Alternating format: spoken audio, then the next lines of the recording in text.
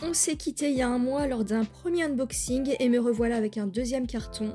C'était plus fort que moi. Bonjour à tous, alors juste avant je vous présente les deux services presse que j'ai reçus. Il y a tout d'abord Folio qui m'a envoyé un roman en 2 tomes, Les marins ne savent pas nager, de Dominique Scali, qui se déroule sur une île imaginaire, l'île 10, qui est issue des légendes bretonnes, je ne connaissais pas du tout. Ça a l'air féerique, peut-être même un peu fantastique. Donc un grand merci à la maison d'édition Folio pour cet envoi. Les 2 tomes plaisent beaucoup au vu des commentaires sur Babelio, donc j'ai vraiment hâte de les lire. J'ai également reçu de la part des éditions Les Belles Lettres ce magnifique ouvrage de Willa Cather, La mort et l'archevêque. Alors ça va se dérouler principalement au Nouveau-Mexique et ça va retracer le périple de 2 missionnaires français venus en terre étrangère pour convertir les Indiens au catholicisme. Donc j'aime tout ce qui est historique et ça peut fortement me plaire. Donc là encore, hâte de découvrir cet ouvrage et encore merci aux 2 maisons d'édition. Il manque une petite touche sucrée à ma tisane, on va rajouter une cuillère de miel. J'ai volontairement attendu que l'eau refroidisse parce que j'ai appris très récemment qu'il fallait pas mettre de miel dans de l'eau trop chaude parce que ça rendait le miel toxique et impropre à la consommation, donc maintenant je fais très attention à ça. L'idéal c'est de le consommer à part, mais bon là j'ai attendu que l'eau soit un petit peu tiède et il faut pas que ça dépasse 25 degrés, donc là je pense que ça devrait être bon. On va pouvoir maintenant passer aux choses sérieuses et découvrir ce qui se cache dans ce gros carton. Il y a à peu près 30 livres. Alors on commence tout de suite avec 2 ouvrages de Blaise Cendrars, La main coupée et Le lotissement du ciel. Ce sont 2 volumes qui font partie des mémoires de l'auteur, avec un 3e qui manque à ma collection et qui s'intitule Bourlinguer. Dans La main coupée, Blaise Cendrars rend hommage aux hommes qui ont participé à la Première Guerre mondiale. Alors je ne sais pas du tout si c'est autobiographique, en tout cas le titre fait référence à sa main droite qui a été amputée et même tout l'avant-bras jusqu'au dessus du coude et tout ça suite à une rafale de mitrailleuse. Dans le 2e, Le lotissement du ciel, ça a l'air d'être un peu plus poétique et surtout féerique puisqu'il va nous parler de tout ce qui peuple le ciel, tout ce qui est visible mais aussi tout ce qui est invisible comme les saints par exemple de la religion catholique. Donc voilà pour ces 2 livres de Blaise Cendrars qui ont l'air très différents l'un de l'autre et au vu des commentaires le premier plaît beaucoup plus que le 2e. Dans Graines de sorcière de Margaret Atwood, un metteur en scène est injustement licencié. Il va se terrer dans une maisonnette isolée au cœur de la forêt afin de préparer sa vengeance. Un jour, une occasion se présente, il a l'opportunité de donner des cours de théâtre dans une prison, et là, il va pouvoir échafauder un plan pour rendre l'appareil à ses détracteurs. Donc ça a l'air vraiment drôle, mais en même temps très machiavélique. Voilà, une autrice que j'ai hâte de découvrir aussi. J'ai La Servante écarlate dans ma bibliothèque. Donc voilà, je ne sais pas par lequel commencer. Est-ce que vous connaissez l'un ou l'autre? Dites-moi tout en commentaire. L'Octopus et moi, c'est un roman qui aborde le thème de la maladie d'une manière très originale. C'est l'histoire d'une pieuvre d'un côté qui tente de rejoindre l'océan Pacifique pour y pondre ses œufs et qui va devoir emprunter une route terrestre. Et de l'autre, il y a une femme en rémission d'un cancer qui a subi une mastectomie. Et les 2 personnages vont se croiser et leurs destins vont se trouver mêlés. C'est un premier roman qui plaît beaucoup apparemment, l'autrice est australienne et c'est un livre qui a d'excellents commentaires sur Babelio, donc c'est pour ça que je me suis laissée tenter. Et Frappe le père à mort de John Wayne, pareil, super note sur Babelio, donc c'est pour ça que je l'ai acheté. C'est l'histoire d'un père et de son fils qui ont du mal à communiquer. Le fils va s'émanciper et se tourner vers la musique, il est passionné de jazz. Le père, quant à lui, est beaucoup plus strict, c'est un prof d'université, il est très austère. Et finalement, ni l'un ni l'autre n'arrive à bien communiquer, à se comprendre. Donc apparemment c'est un petit bijou et pourtant je n'en ai jamais entendu parler, donc hâte de le découvrir. N'hésitez pas à me dire en commentaire ce que vous pensez de tous ces livres, quels sont vos avis, s'il y a des livres qui vous tentent parmi toute la sélection d'aujourd'hui. Donc voilà, j'ai hâte d'avoir un petit peu votre ressenti. On poursuit avec l'histoire de Bone de Dorothy Allison qui revient sur l'enfance très difficile de l'autrice, donc c'est autobiographique. Elle est surnommée la bâtarde et vit l'enfer à cause de son beau-père, donc elle subit toutes sortes de violences, que ce soit de la violence physique ou psychologique, et elle va nous livrer son histoire très lourde, très morbide dans ce livre. Donc voilà, il faut avoir le cœur bien accroché pour lire ce genre de bouquin. Alors encore, dites-moi si vous le connaissez, je ne connais pas du tout cette autrice. Je me rappelle plus pourquoi je me suis tournée vers ce livre, mais il y a forcément une raison, j'ai dû l'entendre quelque part. J'ai voulu tester cette collection chez 10-18 qui revient sur tout un tas de crimes et de faits divers. Alors dans ce livre, L'inconnu de Cleveland, de Thibaut Ress, les policiers vont tomber sur un cadavre. Alors à première vue, il s'agit d'un retraité qui s'est suicidé, mais les apparences sont trompeuses et des éléments intriguent les enquêteurs, comme le fait que le vieil homme vivait sous une fausse identité depuis 25 ans et qu'il avait pris le nom d'un petit garçon mort dans un accident de voiture. Est-ce que vous connaissez cette collection? Est-ce qu'éventuellement vous auriez des titres à me conseiller? C'est vrai que j'ai pris L'inconnu de Cleveland un petit peu par hasard, dans les livres aussi disponibles chez Momox, et puis toujours en très bon état parce que j'aime pas... Voilà, même le très bon état, parfois on a des mauvaises surprises, donc voilà ce qui était disponible en tout cas chez eux. Mais si vous avez des titres en particulier à me conseiller dans cette collection, je serai preneuse, donc n'hésitez pas à me dire ce que vous en pensez. J'étais très contente de pouvoir tomber sur ces 2 livres de Stefan Zweig, Ivresse de la métamorphose tout d'abord, qui est sa dernière œuvre, qui a été publiée à titre posthume. Dans ce livre, il va mettre en scène une galerie de personnages dans l'Autriche de 1926, mais on va y suivre plus particulièrement Christine, une employée des postes dont la famille a été ruinée pendant la Première Guerre mondiale et qui est contrainte de travailler dans un métier peu valorisant. Mais un jour, sa riche tante va l'inviter à passer quelques jours en Suisse et pour elle, c'est une aubaine. Donc c'est un livre qui aborde le thème de la richesse et de la pauvreté. C'est un drame psychologique et ça peut fortement me plaire. Le deuxième bouquin, c'est Brésil, terre d'avenir. On est en 1940, Zweig fuit l'Europe et la montée du nazisme et s'installe au Brésil qui va tout de suite le séduire. Donc c'est une ode à ce pays très accueillant et chaleureux. C'est un roman autobiographique qui, je pense, se déroule 1 an avant la mort des 2 époux. Donc les 2 peuvent être très intéressants et j'aime de toute façon quasiment toute l'œuvre de cet auteur. Encore un auteur de qualité avec 2 romans, La méprise et Invitation au supplice de Nabokov. Alors pour le premier, il va être question d'un double, d'un sosie, que le personnage principal va croiser au détour d'une rue et qu'il va avoir du mal à oublier, donc je ne sais pas s'il s'agit d'un double réel ou fictif. Certains disent que ce livre fait écho à un livre de Dostoïevski qui s'appelle Le Double, que j'avais lu il y a très très longtemps, donc je ne me rappelle plus vraiment de quoi il s'agit, mais je sais que j'avais aimé un petit peu toute l'ambiance et l'atmosphère qui s'en dégageait, donc si c'est un peu comme ce bouquin, ça a de grandes chances de me plaire, surtout si ça a un lien avec la psychologie, parce que comme vous le savez, j'aime beaucoup tout ce qui a trait à la psychologie, aux troubles mentaux, etc. Et le deuxième, c'est l'histoire d'un condamné à mort qui ne sait pas quand est-ce qu'il va être condamné ni comment, donc c'est assez angoissant pour lui. Il va recevoir tout un tas de visiteurs mal intentionnés, donc ça a l'air cauchemardesque et celui-ci aussi me tente énormément. Ça a l'air d'être un supplice psychologique pour ce détenu, donc ça peut être très angoissant et ça dépend comment c'est tourné, mais là encore ça peut vraiment me séduire comme bouquin. Est-ce que vous connaissez l'un ou l'autre et lequel vous préférez? Ça m'intrigue beaucoup.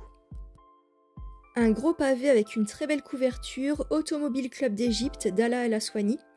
On est au Caire sous domination anglaise dans l'entre-deux-guerres et on va suivre une famille sur le déclin financièrement, mais qui tente de sauver les apparences. Le père est désormais obligé de travailler, donc il va travailler à l'Automobile Club d'Égypte pour pouvoir nourrir sa famille. C'est un club huppé, principalement fréquenté par des étrangers qui viennent pour passer du bon temps et se divertir.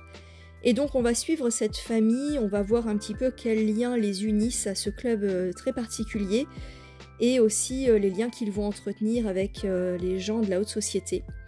Donc un monde dans lequel ils ont fait partie autrefois, donc ça a l'air un peu humiliant pour eux d'après ce que j'en ai compris. Donc voilà, et en même temps ça va parler aussi de la société égyptienne qui est en pleine mutation, donc ça a l'air passionnant.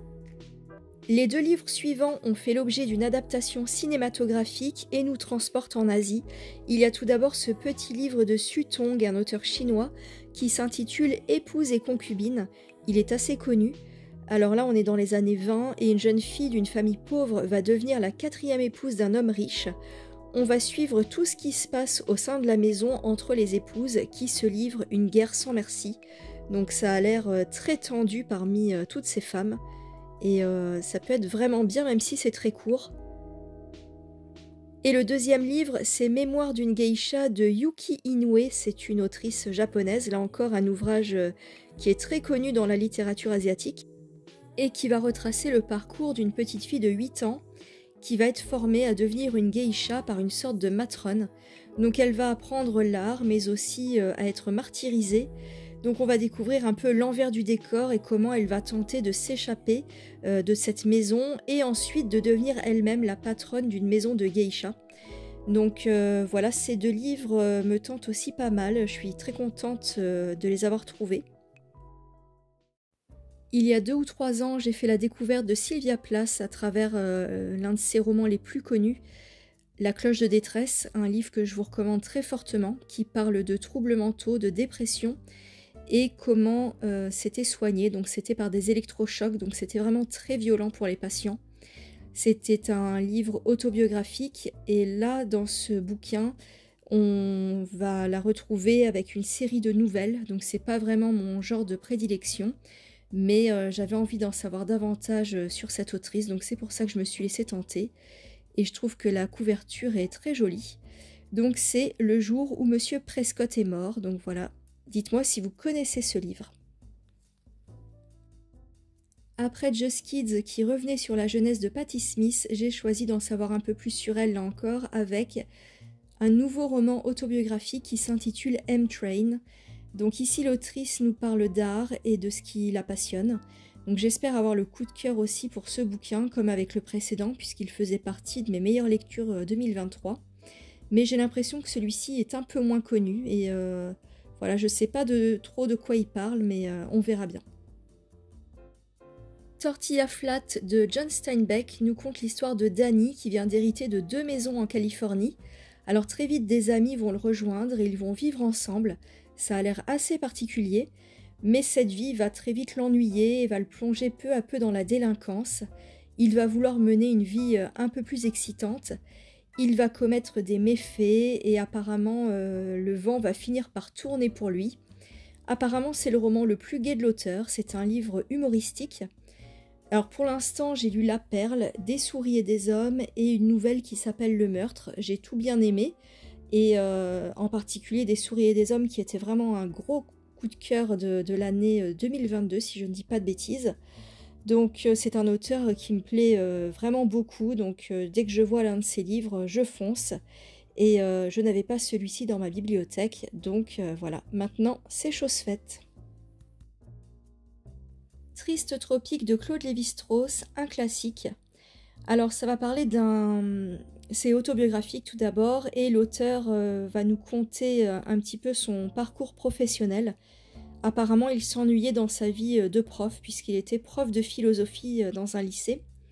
Et un jour il a eu l'occasion de participer à un séjour au Brésil afin d'y étudier les populations locales. Donc il va devenir ethnologue et s'immiscer un petit peu parmi les autochtones. Donc ça a l'air très intéressant mais aussi très exigeant. Je vous cache pas que c'est un livre qui me fait peur et je ne sais pas si je vais être à la hauteur de ce bouquin. Est-ce que quelqu'un parmi vous l'a lu? Qu'est-ce que vous en avez pensé? Est-ce qu'il faut avoir des bases en philo pour le lire? Je ne sais pas du tout. En tout cas, je sais qu'il fait partie des livres à lire au moins une fois dans sa vie, donc je ne sais plus sur quel site j'avais trouvé ça. Mais voilà, il faisait partie des 100 livres à lire au cours d'une vie de lecteur, donc je me le suis procuré par curiosité. La forêt des violons de Cyril Gély va nous conter l'histoire d'un luthier vivant en Italie au XVIIe siècle et qui va voyager dans le but d'acheter du bois pour ses violons. Lors d'un de ses voyages, il fera une rencontre décisive, donc c'est l'histoire d'une passion amoureuse. Mais il s'agit surtout de la biographie romancée du plus célèbre luthier d'Italie, à savoir Antonio Stradivari. Donc ça a l'air très poétique, enchanteur, et c'est un livre qui plaît beaucoup apparemment. Quels sont les auteurs qui évoquent l'enfance pour vous? Alors pour moi, il y a Antoine de Saint-Exupéry, avec Le Petit Prince bien évidemment. Il y a aussi Marcel Pagnol et Joseph Kessel, je sais pas pourquoi, mais c'est un nom qui m'est resté en tête. J'ai entendu beaucoup parler de cet auteur quand j'étais enfant, notamment avec Le Lion. Et donc là j'ai choisi ces deux livres donc, qui étaient en très bon état chez Momox. Et voilà, donc je me suis laissée tenter par L'étang sauvage, pardon.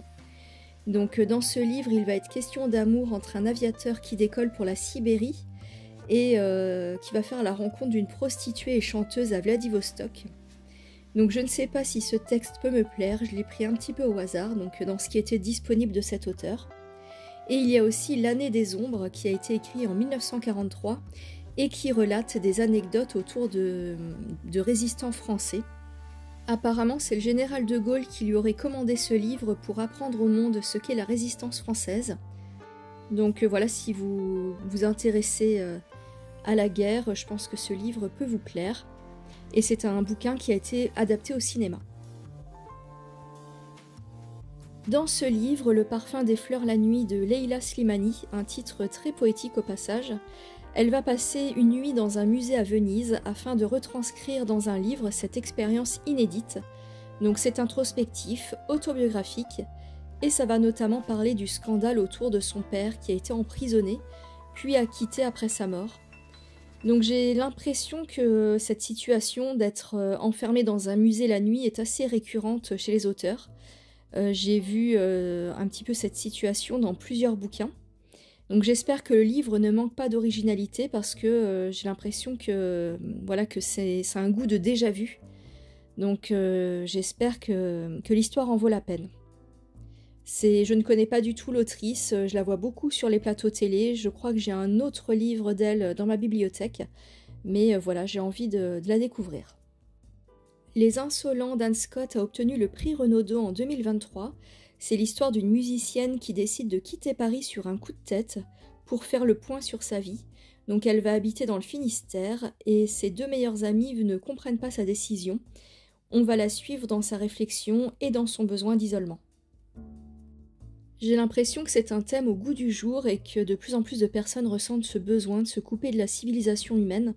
Donc on verra ce que ça apporte au personnage et vers quelle réflexion ça l'amène. J'ai acheté ce livre un peu par hasard, c'est surtout pour le prix qu'elle a reçu parce que je ne connais pas du tout Anne Scott, donc on verra si ce livre est à la hauteur de son prix. J'adore la couverture que je trouve très kitsch, il s'agit de Patte blanche de Kinga Wierzykowska. Est-ce que vous le connaissez? Il paraît que c'est un très bon roman avec une fin très surprenante, donc ça me tente énormément. C'est un premier roman, il a l'air vraiment très original. C'est une histoire de confinement puisque une famille va s'auto-confiner dans un manoir normand. Ils sont 3 générations à vivre sous le même toit pendant un laps de temps. Et le huis clos va donner naissance à des tensions, à des problèmes familiaux entre eux. Donc ça a l'air assez original et vraiment ça m'intrigue beaucoup. Dites-moi en commentaire si vous avez déjà lu ce livre, si vous connaissez l'autrice. En tout cas pour moi c'est une totale inconnue, donc voilà, ce serait une découverte complète. J'en ai beaucoup entendu parler, je l'ai beaucoup vu circuler sur les réseaux sociaux. Il s'agit de L'Anomalie d'Hervé Letellier qui a reçu le prix Goncourt de 2020. Donc c'est un livre qui a eu un grand succès auprès du lectorat français, mais je suis totalement passée à côté. Donc il est peut-être temps de me rattraper. Alors c'est l'histoire de 11 personnages qui vont monter à bord d'un avion Paris-New York et qui vont vivre des turbulences. Les personnages vont se dédoubler, donc je ne sais pas par quel tour de magie ça va se produire. Est-ce que c'est un livre fantastique? Je ne sais pas du tout. En tout cas, il plaît beaucoup, donc voilà, c'est pour ça que je me suis laissée tenter. Que ma joie demeure de Jean Giono, alors j'ai envie de poursuivre ma découverte de cet auteur qui est assez unique, je dois dire, et qui me transporte à chaque fois, notamment dans le sud de la France. Donc c'est un livre qui va parler de joie et des petits plaisirs de la vie quotidienne qu'il faut savoir apprécier. J'avais déjà lu Colline, son premier roman, et j'avais plutôt bien aimé. Et là j'ai l'impression que c'est un peu dans la même veine, on va retrouver une nature omniprésente et personnifiée, des paysans à la vie rude mais simple, et je pense qu'on va retrouver toute cette ambiance champêtre dans ce livre, donc Si c'est un petit peu comme Colline, je pense que ça peut me plaire également. Gabrielle est une biographie romancée de Gabrielle Buffet, l'arrière-grand-mère de Claire et Anne Berest. C'est un livre écrit à 4 mains par 2 sœurs qui n'ont pas connu leur aïeul mais qui lui rendent hommage dans cet ouvrage. Donc c'était une artiste qui a fait des études de musique mais qui a été aussi l'épouse de Francis Picabia, un peintre. Donc dans ce bouquin, je pense qu'on va évoluer dans le milieu artistique du début du XXe siècle. Et ce livre va aussi parler de secrets de famille, de non-dits qui vont peser sur les générations futures. Donc ça a l'air très intéressant, ça va parler d'art et de psychologie, 2 thèmes que j'affectionne tout particulièrement. J'ai également acheté ce livre, La Trêve de Primo Levi. C'est un roman historique qui nous plonge à la fin de la Seconde Guerre mondiale, au moment de la libération des camps de concentration, et on va y retrouver des prisonniers italiens qui vont être libérés par les Russes et qui vont entamer une longue marche de plusieurs mois pour rejoindre leur terre natale, leur pays. Et ils seront accompagnés par l'armée rouge dans leur périple. Donc voilà, un livre qui peut être très intéressant d'un point de vue historique. Et on termine par 2 livres de Camus. Donc j'ai réussi à me procurer Noces, suivi de L'été. Noces est composé de 4 récits qui sont une ode à la nature et surtout à son Algérie natale. Ça va parler de conditions humaines et de quête de bonheur. C'est un livre qu'il a écrit à seulement 26 ans.